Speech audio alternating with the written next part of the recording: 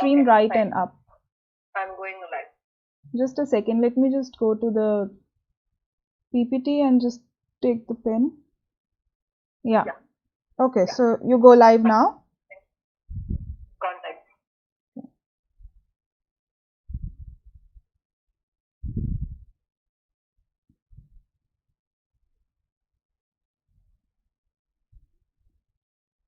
So hello everyone and welcome to the rapid revision for molecular basis of inheritance. So let's begin. Let's begin with the first question. In sea urchin DNA, which is double-stranded, 17% of bases were shown to be cytosine. The percentages of the other three bases expected to be present in this DNA are. So you have to do a little bit of calculation here, which is a very easy calculation. So just try to solve this question quickly and then we will see what is the answer. So it is a double-stranded DNA and they have given you the percentage for cytosine and you have to calculate for other nitrogenous bases. So quickly tell me what is the answer for question number 1. So sea urchin DNA is a double-stranded DNA. And I start getting the answers already. Good. I am waiting for the others to answer as well. Very good. Good. So you see the right answer is B. Why? Because cytosine is 17%. Cytosine and guanine are both 17%. Total is 34. Remaining is 66 and therefore A and T are both 33%. You know, it's a very easy question, but it is definitely going to be asked. Next question. Which of the following is not correct? Okay, so you have to really read the question. They are asking which of the following is not correct. Option A by T is equal to 1. Option B, A plus T is equal to G plus C. Option C, A plus G is equal to C plus T, or D, none of these. So what is the answer for question number 2? Which one of the following is not correct? Okay, always read the question properly. You know what I used to do when I was giving these examinations? I would always, underline in the question. So they are asking not correct. Okay, I start getting some answers.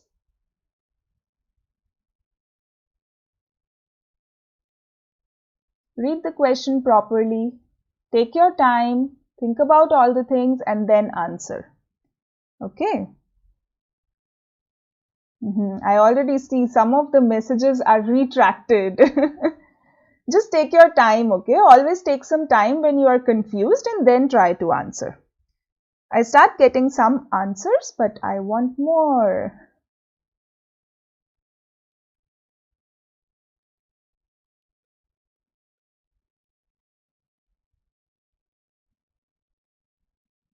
I will wait. So see, there are some differences in the answers. Okay. So which one of the following is not correct? So we know that A is always equal to T and G is always equal to C. So A plus G is always equal to C plus T and therefore the option B is not correct. Okay. A plus T divided by G plus C, that is the Chargaff's rule and this ratio is always a constant.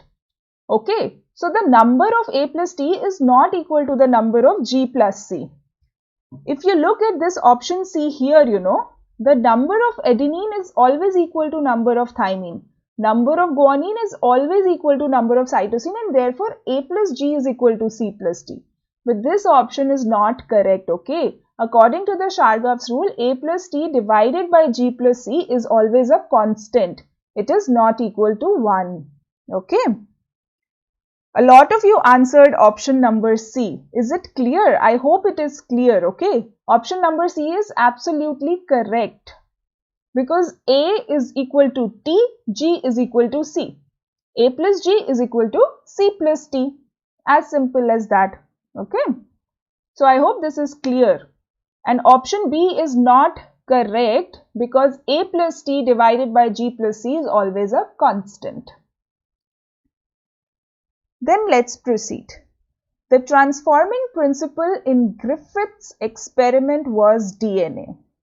It was discovered by Zinder and Lederberg, Avery, McLeod and McCarthy, Lederberg and Tatum, Zinder and Tatum. That is why, if you have attended some of my lectures, you know that I always say name of the scientist is very, very important because they will ask you.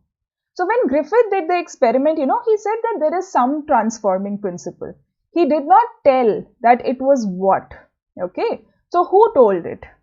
If you guys remember, if you have the list of the scientists, then you know the right answer. Good. I start getting some answers, but everybody of you try to answer. So always, they will find one way or the other. And you see, this is such a direct question. And the right answer, as most of you are telling me, is B. Okay, it's Avery, McLeod and McCarthy. So all of you who don't know this, it's not too late. Just write it down. Okay. So they told that the transforming principle was DNA. Question number 4. Again, a very direct question, and it is one of the most important questions that can be asked. Okay, and it's a very easy question that will easily give you 4 marks. The Human Genome Project was initiated in 1988, 1990, 1992 or 1994. So when was it initiated? Do you remember? Just try to remember, okay? If you don't remember, once we write the right answer, then just write it down and remember it, okay? So quickly tell me the answer for question number 4. 1988, 1990, 1992 or 1994. I think none of you were even born at that time. Good, I'm happy. A lot of you know the right answer, which is B, 1990, okay? Again, for all those who don't remember, just write it down, okay? It's not too late yet. Good, so the right answer is option B. Question number 5. Which of the following is not required for any of the techniques of DNA fingerprinting available at present? Okay, it's an application based question, so you should know what is DNA fingerprinting. Okay, so which of the following is not required for any of the techniques of DNA fingerprinting? Polymerase chain reaction, zinc finger analysis, restriction enzyme, DNA-DNA hybridization. So what is the right answer for question number 5? Good. I start getting the answers. You guys are really doing amazing. This chapter, Molecular Basis of Inheritance, is a difficult chapter, with a lot of things. And a lot of questions are asked from this chapter, but very good. So the right answer is zinc finger analysis because polymerase chain reaction is there, restriction enzyme is there, DNA-DNA hybridization is there, because you put probes on the southern blotting that we do. Good. So the right answer for question number 5 is B, zinc finger analysis. Question number 6. The transfer of protein from electrophoretic gel to nitrocellulose membrane is known as? Is it called as A, transferase? Is it northern blotting? Is it western blotting? Or is it southern blotting? So what is the right answer for question number 16? The transfer of protein. Okay, they're asking you for protein. Always try to underline the important things, whenever you get the question paper. So what is the right answer for question number 6?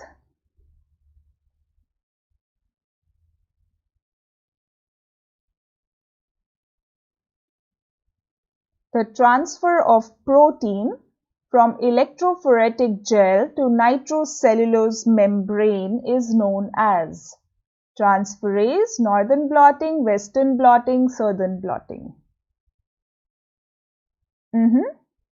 I start to get some answers, but I want more. You always want more in life.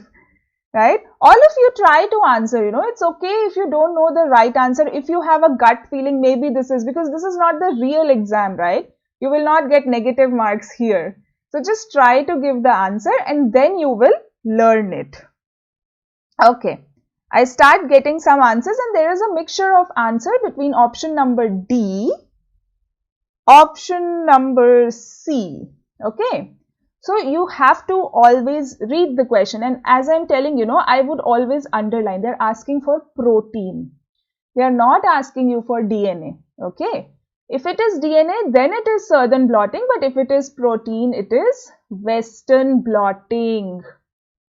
Okay, so this should be very clear, when it is DNA, then it is southern blotting. When it is protein, it is western blotting. When it is RNA, it is northern blotting. Please write it down, okay? Don't get confused. RNA, northern blotting. Protein, western blotting. DNA, southern blotting. Okay, so just write it down now so that if there is a question on RNA, the answer is northern blotting, but this question is for protein. So the right answer is option number C, western blotting, and all of you are giving the right answer. Good. But please remember, northern blotting is for RNA, southern blotting is for DNA, western blotting for protein. Question number 7. In prokaryotes, always remember and see if they are asking you about prokaryotes or eukaryotes, okay? Because there can be subtle differences there. In prokaryotes, the process of replication is catalyzed by following enzymes. Identify which of the enzymes is best coordinated with the role. Okay. So option A, helicase joins the end of DNA segment. Option B, DNA polymerase synthesizes DNA. Option C, DNA polymerase 2 erases primer and fills the gap. Option D, primase synthesizes the RNA primers. So what is the right answer for question number 7?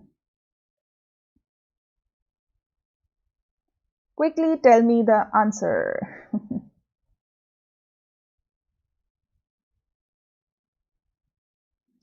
In case of prokaryotes, the process of replication is catalyzed by following enzymes. You have to see which enzyme fits correctly with the function. Okay. So always try to read such questions very nicely. The answer is there, you know everything. It's just that sometimes you have to read it properly. And always use, pen or pencil, whenever you get the final examination sheet.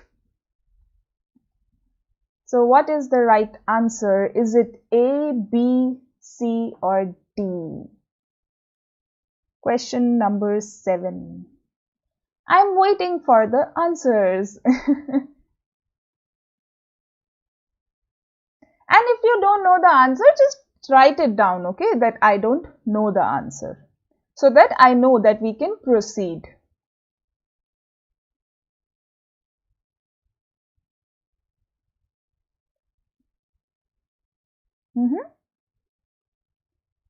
Good, very good. I start getting the answers and most of you are giving the answer option number D, primase synthesizes RNA primers. Some of you gave the answer A, helicase joins the end of DNA segments. This is the wrong answer, okay? Helicase does not join the ends of the DNA segment. It helps in opening up of the DNA. So the right answer is primase, okay? Option number D. It synthesizes RNA primers because for replication we need RNA primers and only then DNA polymerase can come and synthesize it. Good, very good. So then let's go to the question number 8. mRNA carries the genetic information from DNA to the or which of the following site of translocation of the mRNA, okay, which is the site of translation of the mRNA. Sometimes, they will write this or statement. So you just have to see what fits the best. Is it A, chloroplast? Is it B, ribosomes? C, mitochondria or D, lysosomes? This is one of the easiest questions that can be asked. Okay, question number 8. mRNA carries the genetic information from DNA to the, or which of the following is the site of translation of the mRNA? Where does translation take place? Good, I start getting answers, but everybody try to answer. I want activeness, okay? This is your time to do revision. This is your time to test yourself, how good you have understood the chapter and how much more time you need to invest on this chapter. Very good. So the right answer is option B, ribosomes. Okay, it's on the ribosomes that mRNA binds, tRNA comes, amino acids are added. Very good. Question number 9. So these are assertion and reasoning type of questions. Okay, so here how will you do it? You will read the assertion, you will see if it's true or false. You will read the reason, you will see if it is true or false. Then you will see if reason is the correct explanation for assertion. Always go step by step. Okay, so the assertion is histones are basic proteins of major importance in packaging of eukaryotic DNA. DNA and histone comprise chromatin forming the bulk of eukaryotic chromosomes. And then the reason they have given is histones are of five major types: H1, H2A, H2B, H3 and H4. So read the assertion, write down if it's true or false. Read the reason, write down if it is true or false. See if reason is the correct explanation for assertion and then read the options. Okay, don't get confused with A, B and C and D here. So question number 9, what is the right answer? You can also take time, in the beginning right now when you are doing these rapid revisions and if you are not used to these assertion reasoning, but once you practice, it will come off very easily. So question number 9. If there is any confusion, always ask. Good, I start getting some answers, but as we all want more in life, right? We want a higher rank, we want more marks. For that, we have to do more hard work. And I want more answers. Perfect. So see, most of you have given the right answer, which is option number B. Both assertion and reason is correct. Some of you have said option number A. So histones are of 5 major types: H1, H2A, H2B, H3, H4. This is true, but this is not the reason for what they are saying. Okay, they are saying histones are basic proteins and they help in the condensation of DNA. So what would be the correct reason for this assertion? That DNA is a very long molecule, and it must be condensed to fit into the nucleus. So this is the right reason. That is why the answer is not option A and option B. Although reason is correct. Okay, so I hope for all those who answered option A, it is fine now. You have to always see, okay, histones are of 5 major types. Yeah, okay, we all know that. But that doesn't mean, that is the reason that proper packaging of DNA takes place, chromosome forms. No. Even if histones would have been 6 types, it would be still the same. Okay, so the right reason here would be that DNA is a very long molecule. Like it is almost 3 meters long, but still it fits into the nucleus. Why? Because there is condensation taking place. So the right answer is option B and not option A. Question number 10. The assertion is replication and transcription occur in the nucleus, but translation occurs in the cytoplasm. The reason is mRNA is transferred from the nucleus in the cytoplasm where ribosomes and amino acids are available for protein synthesis. Okay, again read the question very carefully. You all know the answers, okay? It's not that you don't know the answers. Sometimes you can anyways get confused. That is why go step. Assertion if it is true or false. Reason if it's true or false. If reason is the right explanation for assertion. And then read the options, okay? So that you're not confused at all. Always keep these steps in mind, and the more you practice, the more you will get used to it. Then you will always remember, okay, when do we have to click A, when do we have to say B, when is C, and when it's D. So what is the answer for question number 10? Very good. Everybody is giving the right answer, option A. Both assertion and reason is correct, and reason is the correct explanation because the machinery for translation is present in the cytoplasm. That is why mRNA needs to come into the cytoplasm. Very good. Question number 11. Assertion. In Griffith's experiment, a mixture of heat-killed virulent bacteria R and live non-virulent bacteria S led to the death of the mice. The reason is transforming principle got transferred from heat-killed R strain to the S strain and made it virulent. Again, you definitely need to know the Griffith's experiment, but you need to underline the important terms here, okay? And then try to answer. Always do that.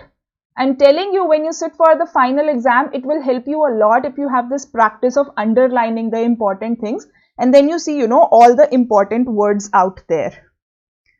I already start getting answers for option A, but again, I'm stressing on the fact, underline the important terms and then see what is the answer. Good. So all of you are giving me the answer as option A, which is the wrong answer. Why? Because you haven't read the question properly. It says a mixture of heat-killed virulent bacteria R. Was R really virulent? Was it virulent? It wasn't.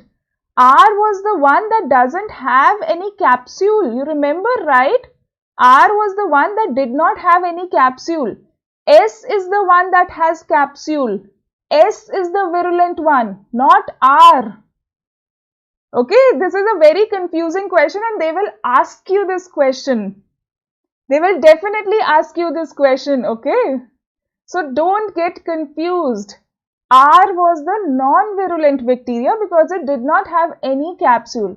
S is the virulent bacteria. So assertion is wrong. In Griffith experiment, a mixture of heat-killed virulent bacteria. No, R was not virulent. You see, that is why I even underlined it. And live non-virulent bacteria. No, it was heat-killed virulent S bacteria. So assertion is false. Let's come to the reason. Transforming principle got transferred from heat-killed R strain to S strain. No, it was completely opposite.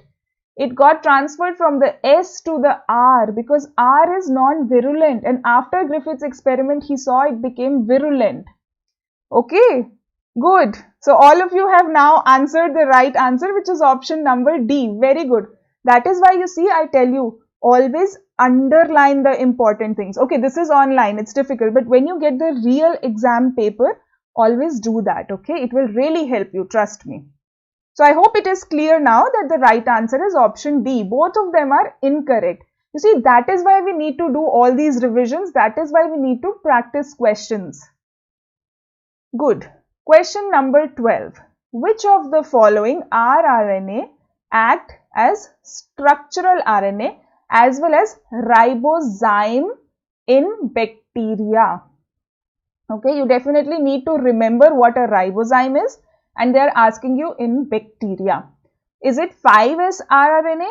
Is it 18S rRNA, 23S rRNA, or 58S rRNA? So what is the right answer for question number 12? Good, I already start getting some answers, but as I always say, I want more. Try to answer.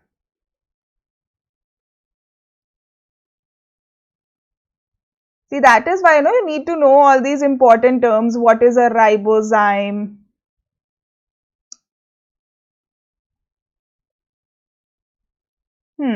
I see not many of you are answering. I will still wait. So, which of the following rRNA acts as structural RNA as well as ribozyme in bacteria? So, the right answer, as some of you have already written, is option number C. Okay, 23S rRNA. What is a ribozyme? That is an RNA but has a catalytic activity. So this 23S RNA has the peptidyl transferase activity in bacteria. Okay, that is why option C is the right answer. Question number 13. What is incorrect about the following figure representing DNA replication? And again, they have marked strand number 2. So just read it properly. So what is wrong or what is incorrect? The direction of DNA replication in strand 2, discontinuous replication of strand 1, discontinuous replication of strand 2.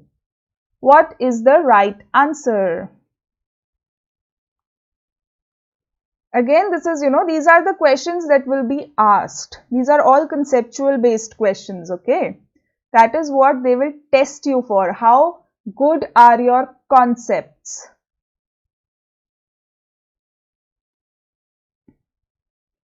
So what is the right answer for question number 13? I want everybody to answer. I see that not all of you are answering for the previous question, but I want now answers from everybody. Very good. I start getting some answers for question number 13.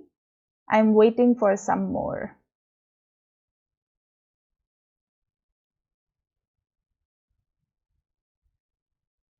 Just remember, what happens at the replication fork. Remember about these two strands that we always talk about. Very good. So all of you are giving the right answer, which is option number C, the discontinuous replication of strand 1, like here, because it is going to be continuous. This is the leading strand.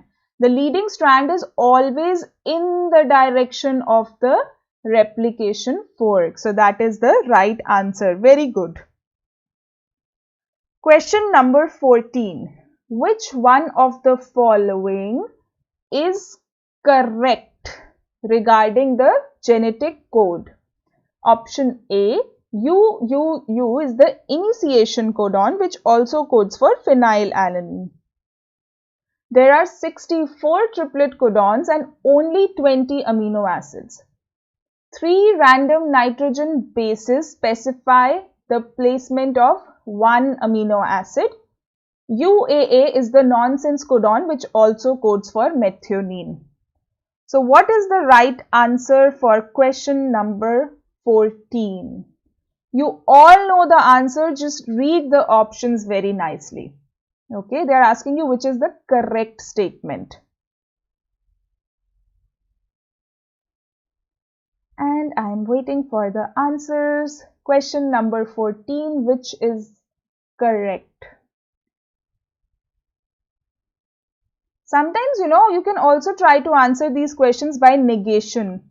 The ones that you definitely know is not correct, and then you will arrive at the right answer. But probably, I think you already know the answer for this. Good. I start getting the answers. Very good. So, a lot of you are giving the right answer, which is option number B. Okay, there are 64 triplet codons and only 22 amino acids, and I noticed that some of you retracted your wrong answers, which is also completely fine. Okay, so some of you answered option C. 3 random nitrogen bases specify placement of one amino acid. It is never random. Okay, it is always continuous, 1, 2, 3, and they are fixed. One codon codes for an amino acid and that is fixed. It's not random. So, as all of you said, the right answer is option B. There are 64 triplet codons and only 20 amino acids. Okay, so I know who retracted the answer. The student also know, but I hope it is clear now. That is why I say read the questions very nicely. Question number 15. In the diagram given figure of lac operon, what is the correct representation? Option A. I codes for repressor, Z codes for beta galactosidase, Y codes for permease, A transacetylase. Or I repressor, Z beta galactosidase, Y permease, A transacetylase. Or I repressor, Z beta galactosidase, Y permease, A transacetylase. Or I repressor, Z beta galactosidase, Y permease, A transacetylase. What is the right answer?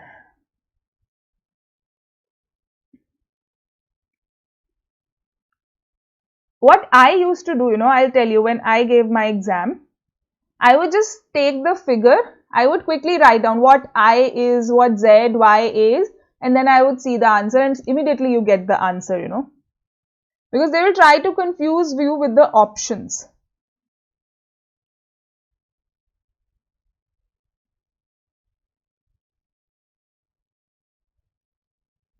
So what is the right answer for question number 15? You see, this is such a direct question from LAC Operon, one of the most difficult topics, but such a direct question. That is why it was important to practice such a question, okay? Because you see, sometimes what happens, in terms of thinking that on-off mechanism, inducer, non-inducer, what we forget to do is the names, okay? And that is what then they tend to ask you. Very good. So all of you are giving the right answer, which is option A. I codes for the repressor, Z beta galactosidase, Y permease, A transacetylase. Question number 16. The given figure shows the structure of nucleosome with their parts labeled as A, B and C. You have to identify what is A, what is B, what is C. Again, in the real exam, when you get the sheet, just write it down. What is A, what is B, what is C? Look at the options. You'll easily get the right answer. Okay. So tell me, what is the right answer for question number 16?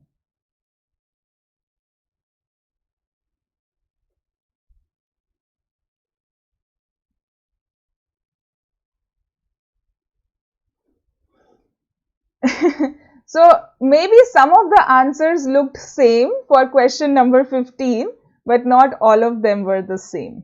Okay. This is a question like, is it me or all the options look the same? Even I had this feeling that they're all looking the same. I realized maybe 2 of them were looking the same, but that is the question, that I've directly picked up from the previous year question. But the right answer was written only once. Okay. 16, question number 16. Good. So all of you are giving the right answer for question number 16, which is option A. Okay, this is the DNA, this is H1 histone, and this is the octamer. Okay, the dimers H2A, H2B and H3, H4, they are formed in dimers. That is why it is octamer. Good. Question number 17. During protein synthesis in an organism, at one point the process comes to a halt.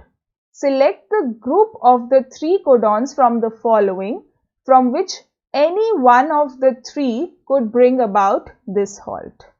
They're basically giving you like a question for 4 sentences, and you know what they are exactly asking for, just one thing. So quickly tell me, what is the answer for question number 17?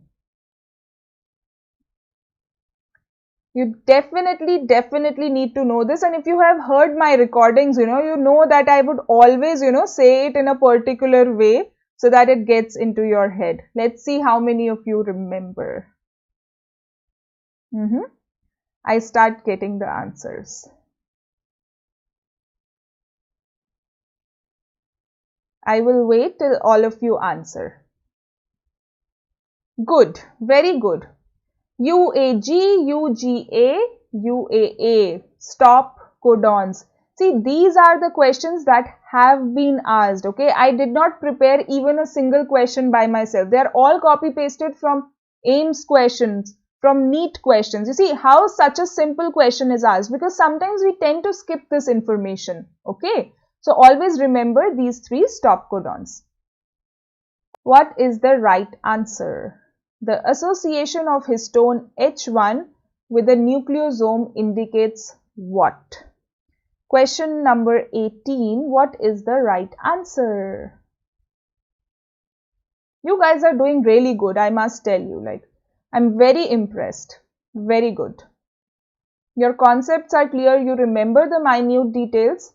Sometimes, here and there we all can make mistakes, but that is why we are here to learn. So right answer for question number 18. The association of histone H1 with a nucleosome indicates what? Replication is occurring. DNA is condensed into a chromatin. DNA double helix is exposed. Transcription is occurring. Good. I start to get some answers. I will wait till I get answers from everybody. Very good. All of you are giving the right answer. Okay. So why is this association of H1 with nucleosome? Because it is condensed into a chromatin. DNA, which is like 3 meters long, is present because of condensation. Very good. Question number 19. A complex of ribosomes attached to a single strand of RNA is known as polysome, polymer, polypeptide, or Okazaki fragment. Read the question properly and then answer. A complex of ribosomes attached to a single strand of RNA is known as. So what is the answer for question number 19? Is it polysome, is it polymer, is it polypeptide, or is it Okazaki fragment?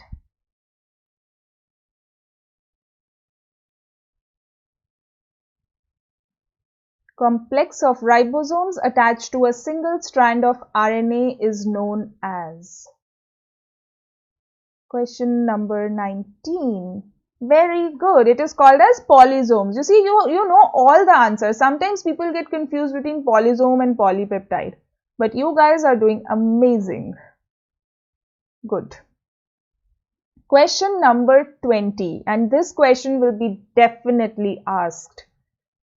If one strand of DNA has the nitrogenous base sequence at ATCTG, what would be the complementary RNA strand sequence? They are asking you the RNA strand sequence. Okay, so quickly. So these are the questions where you have to take your pen and write it down so that you don't go wrong. Although, you know, if you know one thing, then it is very straightforward question. You can solve it in 1 second, I would say. So question number 20, if one strand of DNA has the nitrogenous base sequence ATCTG, what would be the complementary RNA strand sequence? Question number 20, what is the right answer? Very good. See, it was so clear, you know, you don't even have to go through the entire sequence because here it is A and here it is U, and all other options there is no U. Okay, at the first place. So the right answer is option number B. But you know, always read the question properly. They are asking from DNA to RNA strand. Sometimes they can ask you the complementary structure of the other DNA strand. So that is the thing that you have to be very careful with. Okay, very good. Next question. Which one of the following does not follow the central dogma of molecular biology? Is it A, P, B, mucor, C, chlamydomonas, D, HIV? So what is the right answer? Which one of the following does not follow the central dogma of molecular biology? Question number 21. What is the right answer? Is it P? Is it mucor? Is it chlamydomonas? Is it HIV?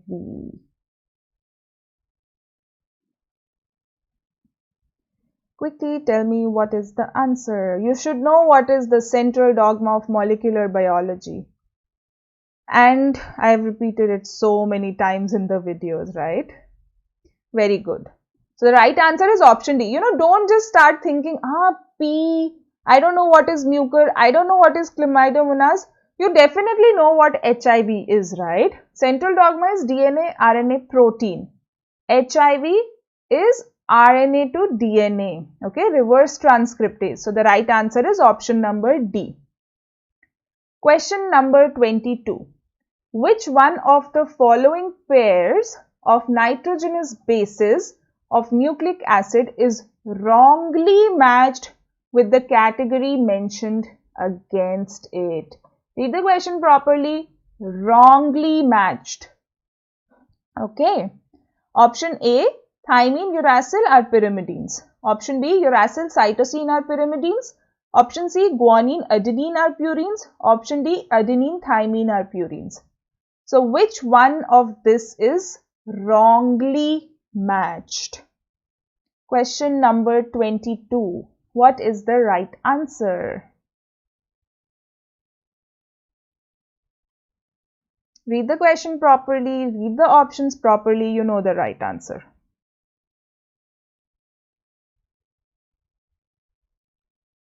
Question number 22, which is wrongly matched? A, B, C or D?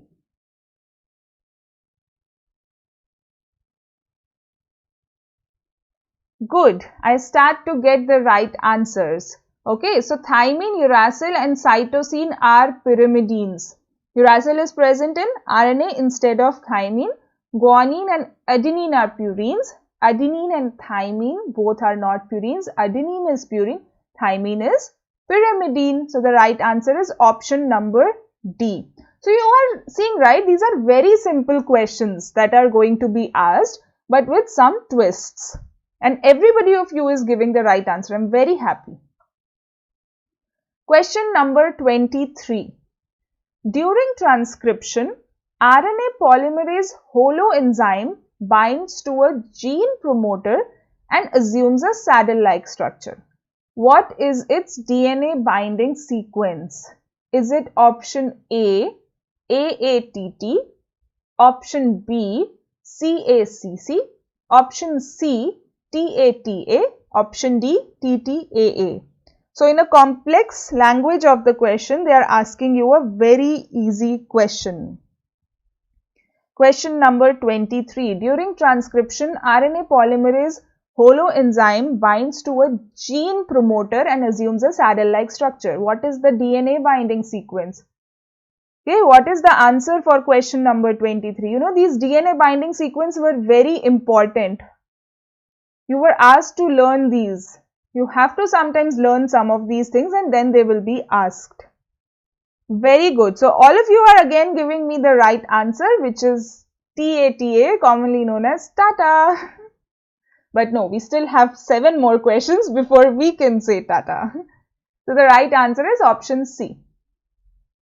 Question number 24.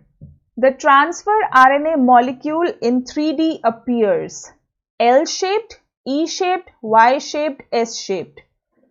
And when you write your answer, please also write down what is the normal tRNA structure, okay?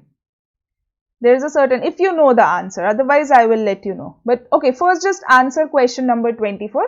The transfer RNA molecule in 3D appears L-shaped, E-shaped, Y-shaped, S-shaped. Question number 24. What is the right answer?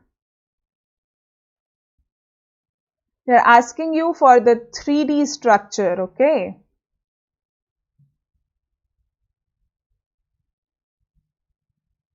Good. I start getting some answers already. Very good. So all of you are giving the right answers. In 3D, it is L-shaped and normally what is it?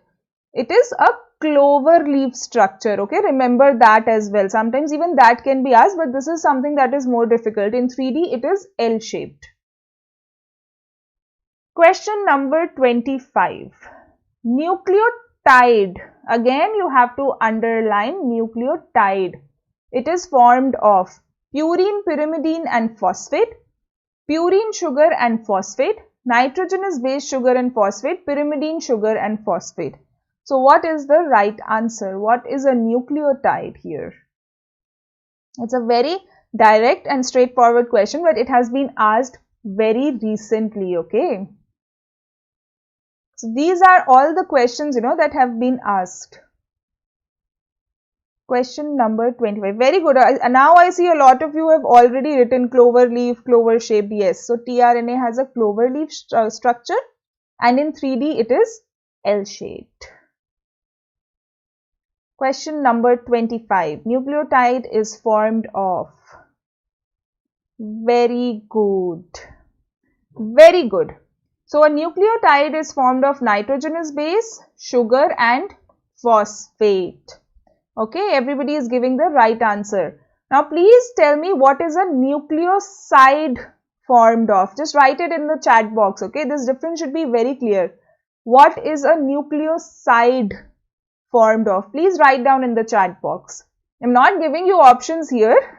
Although in your NEET exam you will have options, but I really want to see if you understand what is the difference between a nucleotide and nucleoside. So just quickly write down in the chat box, what is a nucleoside formed of? I will wait till I get the answers. See, in between I see the messages retracted. Don't retract your messages. It's okay if you give the wrong answer. It's fine. We are here to learn and we will learn it. So just try to answer what is a nucleoside formed of. Quickly write it down in the chat box. Let me see. Let me test your knowledge now without the options. I start getting some answers. I want more answers. Come on, be active, okay? We are just left with 5 questions and then it's done. Okay, so with the limited answers I have, some of you have answered it correct, some of you have answered it wrong. So nucleotide is nitrogenous base, sugar and phosphate. Nucleoside is just nitrogenous base and sugar. Okay, remember this, there is no phosphate in case of nucleoside. Okay, good. So most of you answered the right answer, but I know that some of the students also said sugar and phosphate, which is the wrong answer. So this is again, one of those tricky questions. So nitrogenous base and sugar will form the nucleoside. Very good. Question number 26. Again, you have to take your pen and try to do the calculation here. If there are 999 bases in an RNA that codes for a protein with 333 amino acids and the base position 901 is deleted such that the length of RNA now becomes 998 bases, how many codons will be altered? It is a confusing question. I will keep quiet for a while. Read the question again. Try to tell me what is the right answer. This question was asked in NEET exam in 2017. And similar questions will be definitely asked because these conceptual based questions form a lot of proportion, of your NEET exam. If there are 999 bases in an RNA that codes for a protein with 333 amino acids and the base position 901 is deleted such that the length of RNA becomes 998, how many codons will be altered? Question number 26. I already see that I start getting the answers, but everybody try to answer. Very good. You guys are really doing very good. So the right answer is option 33. How do you calculate it? You will not always get such straightforward questions. So in the beginning, there are 909 bases. The position that is altered is 901. Okay, so what are the remaining bases? The remaining bases are 98. And 3 codons form 1 amino acid. Therefore, you just divide 98 by 3. You get 32.66 and you approximate it to the closest whole number. Okay, it's not always that easy. They will give you such direct numbers here like 999, 333, 901. Sometimes it can be complicated. So please try to remember this. How you will. I think most of you came through this to this answer through this calculation. But for all those who try to use something else, it works perfect. But also try to do this mathematical calculation and you will always get the right answer. Very good. Question number 27. During DNA replication, Okazaki fragments are used to elongate the lagging strand towards replication fork, the leading strand away from the replication fork, the lagging strand away from the replication fork, the leading strand towards the replication fork. Again, a lot of things, leading, lagging, towards, away. Just try to think, don't look at the options, try to think what happens when there are Okazaki fragments, you will get the right answer. Sometimes, they give these confusing answers to confuse you. That is their purpose, right? In that case, what I used to do, when I was giving my exams, on the side, I would just draw, the diagram and I would easily get the answer, and then you just click the right answer. So question number 27, what is the right answer? Good. I start getting some answers, but I'll wait for some more. Try to answer, okay? Always try. Right now you can try. There's no negative marking here in the live lecture, right? And if you learn the concept, it will be very nice for your final exam. Good. So everybody is giving the right answer, which is option number C. The lagging strand is always away from the replication fork. Leading strand is always towards the replication fork. And if you remember, previously we have already seen one similar question. So you can definitely expect one question from this Okazaki fragment section, okay? Good. Question number 28. Which one of the following is wrongly matched? Transcription. Writing information from DNA to tRNA. Translation. Using information in mRNA to make protein. Repressor protein binds to operator to stop enzyme synthesis. Operon, structural genes, operator and promoter. So question number 28. What is the right answer? Again, read the options step by step. And what I used to do, I would just put like a cross, a tick, in the final sheet when you have it. And then you know what is the right answer. See, generally you will always have time to spend on the question, few seconds. But sometimes when you don't have that much time, and if you see the right answer, just click it. But it's always a good habit. Even if you know that which one of the following is wrong, just quickly go through the other three options and then you are 100% sure. Okay, because if you remember, if you remember last time's lecture, you remember, right, there was this question on sickle cell anemia, glutamic acid and valine. How all of you said that A was the right option. If you would have read the lower options, maybe it would have clicked. Okay, so it is always a good thing to read all the options if you have time. If you are really running very late and you are 100% sure, then you don't have another option, to go through. But generally, you will have time. Good. I start getting some answers, but I am waiting for some more. Good. So the right answer is option A, transcription, writing information from DNA to tRNA. It is not tRNA, it is mRNA. Okay, that is why it is important. mRNA is what? rRNA is what? It is a component of ribosomes. tRNA is what? It is the adapter molecule that helps in translation by bringing in the amino acids. Okay, it has this anticodon. Good. Question number 29. Which one of the following is not a property of the genetic code? Again, not a property.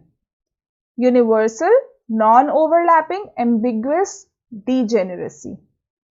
What is the right answer for question number 29? Which one of the following is not a property of the genetic code? You should remember this, there were like 7 properties basically that we have discussed. Question number 29. What is the right answer?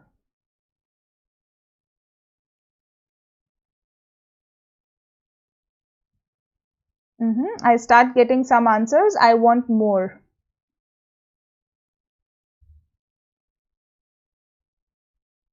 And I saw the retracted answers. It's okay. Good, good. So see, now all of you are giving option number C. It is universal, okay. So we know that the genetic code is generally universal.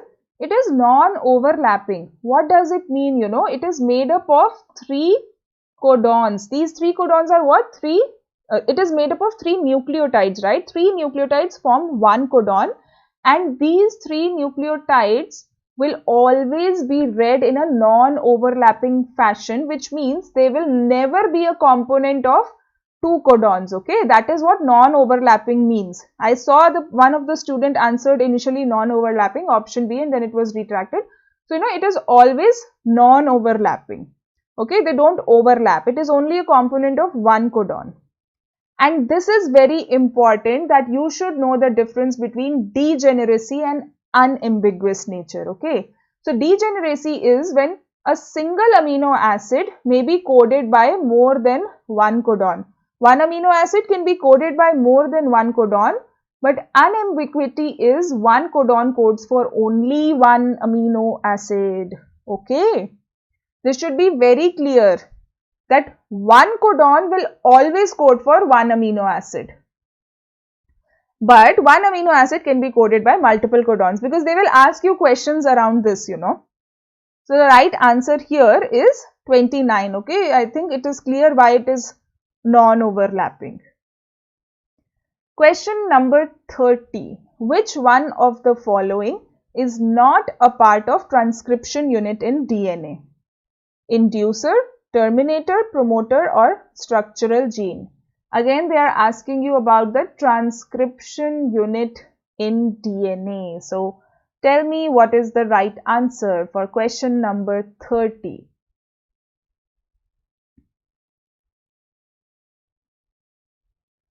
Last question for this session.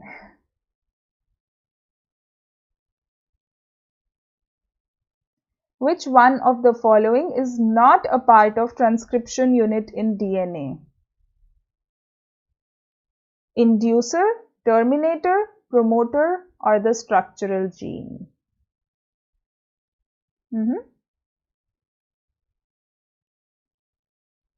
I start getting the answers, but I want some more answers. I don't know how you guys just retracting the messages. It's very funny to see, when I see that, okay, I see option, I'm like, okay, and then it gets retracted. But it's okay, it's fine. If you realize that you've answered wrong, it's okay, then you have the self-realization, which is very good. See, the best part is, what is the best part of practicing questions? The stage when you realize automatically that, I ticked this answer, then you read through the options and you realize, no, I ticked the wrong answer. That is the best stage, then you have really understood things very nicely. Good. So, all of you are giving the right answer, which is option A. But I already saw that one of you gave the answer structural gene. Okay, it is a part of DNA. Okay, DNA, the transcription unit contains what? It contains promoter, then it contains the structural gene, and then it contains the terminator. So, RNA polymerase comes and binds to the promoter, causes transcription of the structural gene, and then terminates it. Okay, so this was the last question, and this is the end of the rapid revision from this chapter. Keep practicing these questions. Try to practice more questions from this chapter. Okay, all the best. Best of luck. Practice hard. Keep doing hard work. Bye.